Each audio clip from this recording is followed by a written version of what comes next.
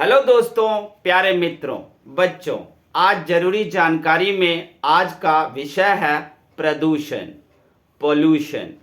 प्रदूषण से हम लोग काफ़ी परेशान हैं। क्या प्रदूषण हमारे लिए हानिकारक है? प्रदूषण हमारे लिए हानिकारक नहीं है। वो इसलिए नहीं है क्योंकि कहते हैं ना, दुख और कष्ट वो होता है जब हम पृथ्वी पर जीवन जीते हैं और जीवन जीने के दौरान हमें दुख और कष्ट आता है, तकलीफ आता है। लेकिन प्रदूषण एक ऐसी चीज है जो हमारे जीवन को ही समाप्त कर देता है। तो प्रदूषण तो हमें कोई तकलीफ ही नहीं देता है। जीवन समाप्त, सारे दुख कष्ट समस्या सारे खत्म। अब प्रदूषण करता क्या है? प्रदूषण कुछ नहीं करता है, बस हम तो कूड़ा फेंकते हैं। वो कूड़ा अपने आप सड़ जाता है और फिर वो बीमारियां फैलाता है। तो प्रदूषण ने तो कुछ किया ही नहीं। किया तो हमने, और हमने भी कुछ नहीं किया क्योंकि हमने तो कूड़ा फेंकना ही था और जहां तहां फेंकना था। इससे हमारा क्या लेना देना?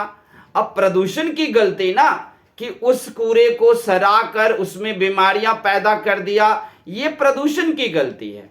यही सोचकर हमारे सारे भारतवासी जरा भी कूड़ा कहीं भी फेंकने में कोई तकलीफ नहीं करते। घर से बाहर निकलो, बस गेट के आगे जहां खाली स्थान मिले, जो कुछ मिले फेंक दो। लेकिन क्या प्रदूषण को जो हम फैला रहे हैं, तो क्या हम प्रदूषण को नुकसान पहुंचा रहे हैं? क्या हम प्रकृति को नुकसान पहुंचा रहे हैं? क्या हम अपने पर्यावरण को दूषित कर रहे हैं? नहीं, हम पर्यावरण को दूषित नहीं कर रहे हैं। आपको याद होगा, कोरोना जब आया था तो क्या हुआ था कि यमुना और हर नदी अपने आप साफ हो गया था। क्यों? क्योंकि इंसान के सारे क्रियाकलाप बंद और इंसान ही खत्म होने वाला था। तो प्रदूषण फैलाकर आप प्रकृति को नुकसान नहीं कर सकते। कहते हैं ना कि प्रकृति स्वयं को चेंज करना जानती है। आप चाहो तो अपने आप को चेंज कर लो, और चाहते हो कि हम सुरक्षित रहें, स्वस्थ रहें, तो आप प्रदूषण को रोको या ना रोको, आपकी मर्जी। आप सोचोगे हमने पर्यावरण को प्रदूषित कर दिया, जी नहीं। आप जहां रहते हो आप सबको प्रदूषण खत्म कर देगा और अपने आप पर्यावरण, नदियां, वायुमंडल सब कुछ साफ हो जाएगा। बस आपका साफ होना देरी है। और प्रकृति जानती है कि किस तरीके से आपको वो खत्म कर देगी, और उसके लिए उसके पास बहुत सारी बीमारियां हैं, बहुत सारी प्रदूषण से उपजे तकलीफ है। अब मैं आपको एक कहानी बता देता हूं कि प्रदूषण करता क्या है, उससे समझ में आ जाएगा। आप पर्यावरण को नुकसान नहीं पहुंचा रहे हो, आप खुद को नुकसान पहुंचा रहे हो। पर्यावरण खुद को साफ करना और अपने आप को बनाए रखना पर्यावरण अच्छी तरह जानता है। अब उसके लिए कहानी है कि एक गंगा नदी थी। गंगा नदी के किनारे एक गांव बसा हुआ था। अब उस गांव वाले अपने सारे कूड़ा करकट लेकर, जो भी गंदगी थी सब गंगा नदी में बहाते थे, और गंगा उसे बहाकर समुद्र तक बंगाल की खाड़ी में ले जाते थी। लेकिन 50 साल बाद, 100 साल बाद गंगा के दूसरे किनारे भी एक गांव बस गए। वो लोग भी अपने जितने भी गंदगी, कूड़ा करकट जो कुछ भी था उसे नदी में बहाने लगे, और नदी उसे भी साफ करके और समुद्र तक ले जाती थी। फिर 50 साल बीत गए। अब ये हुआ कि गंगा नदी के बीच में एक छोटा सा टापू, आइलैंड निकल आया। अब आप जानते हो पृथ्वी के अंदर हलचल होती रहती है, तो नदी या समुद्र के बीच में कोई टापू का जन्म होना, कोई द्वीप निकल आना, जमीन का एक टुकड़ा जिसको दियर बोलते हैं वो निकल आना, ये सब आम बात है। तो गंगा नदी के बीच में एक टापू भी निकल आया। अब लोगों ने क्या किया, दोनों गांव के लोग, बहुत सारे लोग उस टापू पे भी जाकर बस गए। वहां पर पिकनिक स्पॉट जैसा कर दिया। अब वो टापू वाला जितनी भी उनके जो कूड़ा करकट और गंदगी थे वो सब भी गंगा नदी में ही बहने लगा। अब देखो, पहले किनारे की गंदगी बहा और नदी में आई, दूसरे किनारे के गांव का सारा गंदगी भी नदी में आया। अब बीच टापू में जो नदी लोग बस गए उसका भी गंदगी आने लगा और उसी नदी में बहाने लगे लोग। अब धीरे धीरे गंगा का पानी कुछ ज्यादा ही प्रदूषित हो गया। इतना ज्यादा प्रदूषित हुआ कि उसमें से प्लेग, मलेरिया, टाइफाइड, पेचिस, डायरिया और चिकन पॉक्स, स्मॉल पॉक्स, ये सारी बीमारियां ऑटोमेटिक पानी में से फैलने शुरू हो गए। और वो बीमारी टापू पर भी फैला, पहले गांव में भी फैला, दूसरे गांव में भी फैला और लगभग आधी से ज्यादा आबादी तीनों जगह के मारे गए। टापू पर तो कोई बचा ही नहीं, वहां तो सबके सब बीमारियों से मर गए। अब दोनों गांव में आधे से ज्यादा लोग मर चुके थे। अब जितने लोग बच गए थे वो कितना अब कूड़ा और करकट, कितना प्रदूषण फैलाएंगे, कितना गंदगी निकालेंगे। और कुछ ही दिनों में गंगा नदी साफ हो गई और उनका जल पहले से ही स्वच्छ हो गया। तो कहने का मतलब ये हुआ ना कि अगर आपको लगता है कि हम प्रकृति को नुकसान पहुंचा रहे हैं, हम प्रदूषण फैला रहे हैं, तो आपका ये भ्रम है। आप जो सोचते हो कहीं भी कूड़ा फेंक दो, हमारी क्या गलती, वो तो प्रदूषण की गलती है। प्रदूषण ने उस कूड़े को सड़ा करके और हमें बीमारी दे दी। अब हॉस्पिटल खोलो, अब एक से महंगे इलाज कराओ, ये सारा चीज़ें। इसके अलावा आप एक से एक दवाइयों का आविष्कार करो और उससे ठीक होने की कोशिश करो।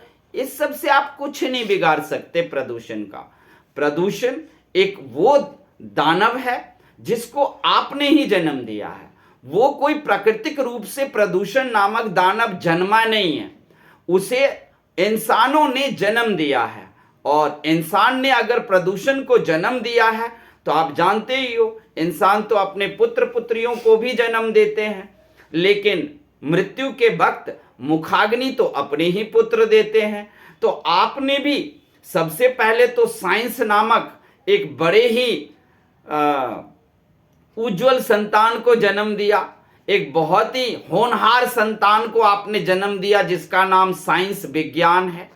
वो ही आपको मुखाग्नि दे देगा। उस साइंस को जन्म देने के कारण आपने ढेर सारे प्रदूषण और विभिन्न प्रकार के प्रदूषण फैला दिए।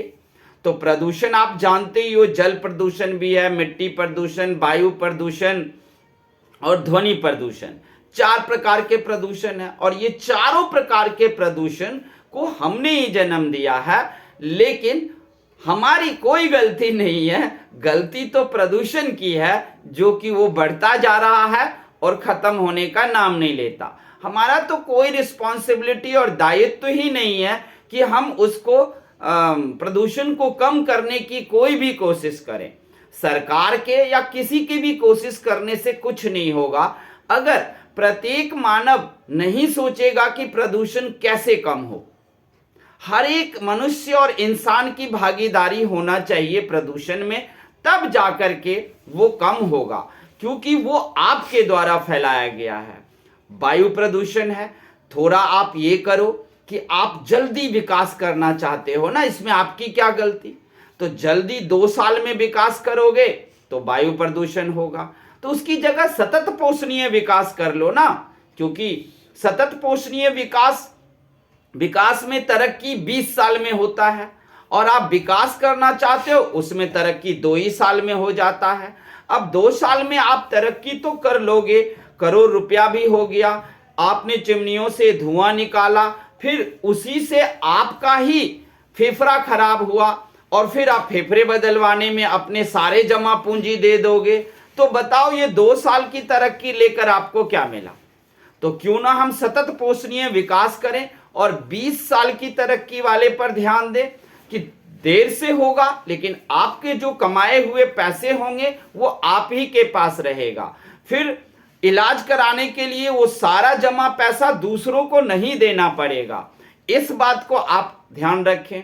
अब जल प्रदूषण ही है, तो जल में जितने भी फैक्ट्री के एफ्लुएंट हैं, गंदा पानी है, रासायनिक पानी है, या कॉलोनी शहरों का गंदा पानी है, सीवरेज पानी है, उन सबको आप ट्रीट कीजिए। अगर ट्रीट नहीं करते हो तो निश्चित तौर से नदियां विभिन्न तरह की बीमारियों को फैलाएंगी और वो आपको लील जाएगी, आप नहीं बच पाओगे।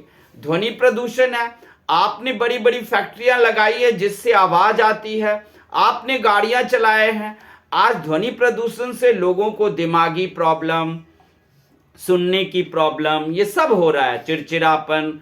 तो ये सब किसने पैदा किया है? प्रकृति ने? नहीं, ये सारा पैदा हुआ कि तरक्की का होर लग गया, जल्दी तरक्की, जल्दी तरक्की।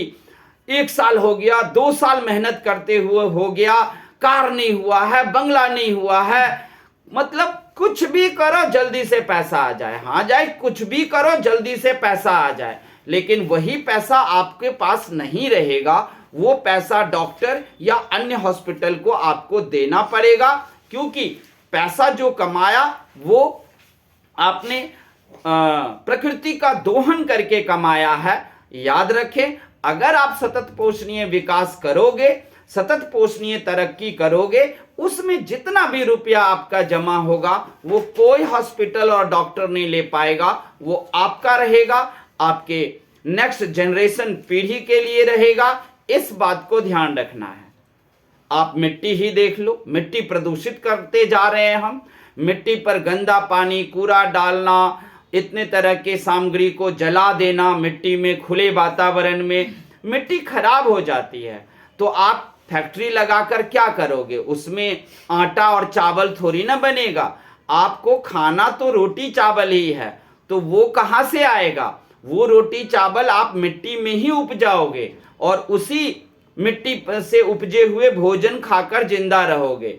सोने और चांदी की रोटी नहीं बनती है, ना ही किसी फैक्ट्री में किसी अभ्रक, मैंगनीज, सोडियम, मैग्नीशियम डाल के रोटी बन जाएगा, या फिर यूरिया, पोटेशियम सल्फेट, ये सब डाल के आपको रोटी बनेगा। उससे रासायनिक पदार्थ बनता है।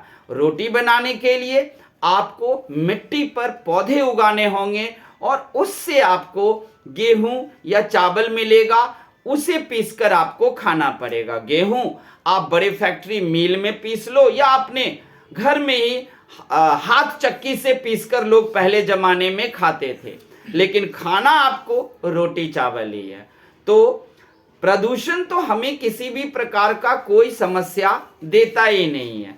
समस्या, और आपने तो प्रदूषण फैलाया भी नहीं है, प्रदूषण तो खुद ही फैल गया। अब हमारे व्यंग्य को और ताना को आप लोग समझें। हमने जो गंगा किनारे गांवों की कहानी सुनाई उसको समझो। मैं प्रदूषण की गलती दे रहा हूं कि प्रदूषण ने गलत किया है, आप लोगों ने कुछ नहीं किया है। इस व्यंग्य और इस ताने को आप लोगों को समझना है। आप गरीब हो या अमीर हो, लेकिन आपको शुद्ध ऑक्सीजन चाहिए। उसके लिए आप घर से निकलते ही जो आप कोई कोना ढूंढते हो कि कहां पे मैं अपना कूड़ा फेंक दूं, ये नहीं करना चाहिए। हर एक व्यक्ति को सोचना चाहिए, क्योंकि ध्यान रखना, बुरा अगर आप करोगे, बुरा आपके साथ होगा। यही दुनिया का नियम है। चाहे लोगों के साथ बुरा करो तो आपके साथ बुरा होगा, या फिर आप प्रकृति के साथ बुरा करो तो आपके साथ बुरा होगा। तो प्रदूषण पर यह हमारी जानकारी आपको कैसी लगी, और गंगा किनारे के गांव की जो मैंने प्रदूषण पर कहानी बताया वो कहानी कैसी लगी, आप हमें कमेंट करके बताना। और कुछ भी मैंने गलत बोला हूं तो कमेंट करना। इसके अलावा अगर आपको हमारी बातें अच्छी लगती हैं तो हमारे चैनल को आप सब्सक्राइब भी करना। थैंक यू, धन्यवाद।